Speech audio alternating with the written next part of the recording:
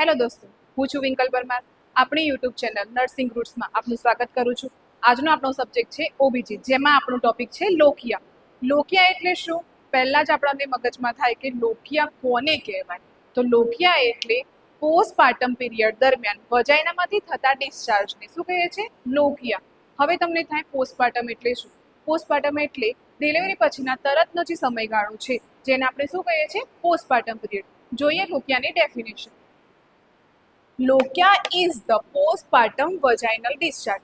એટલે કે વજાઇનામાંથી જે ડિસ્ચાર્જ જોવા મળે છે પોસ્ટપાર્ટમ પીરિયડ દરમિયાન, એટલે આફ્ટર ચાઇલ્ડબર્થ પછી જે ડિસ્ચાર્જ જોવા મળે છે વજાઇનામાંથી, જેને આપણે શું કહીએ છીએ? લોકિયા.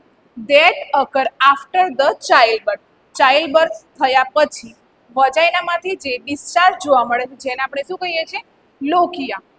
જેની અંદર શું જોવા મળે છે? લોકિયાની અંદર કયા કયા કન્ટેન્ટ જોવા મળે એની વાત કરીએ.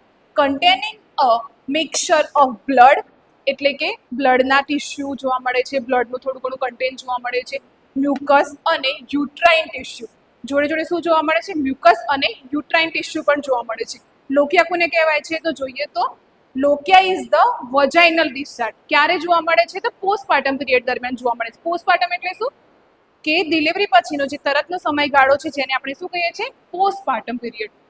લોકિયાની અંદર કયું કયું કન્ટેન્ટ જોવા મળે છે? તો બ્લડ જોવા મળે છે, યુટ્રાઇન ટિશ્યુ જોવા મળે છે અને મ્યુકસ જોવા મળે છે. હવે લોકિયા કેટલા દિવસ માટે જોવા મળે છે?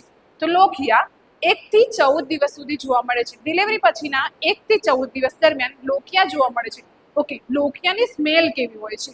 એનું ઓર્ડર કેવું હોય છે? તો ફાઉલ ઓર ફિશી સ્મેલ. બરાબર, ફિશી સ્મેલ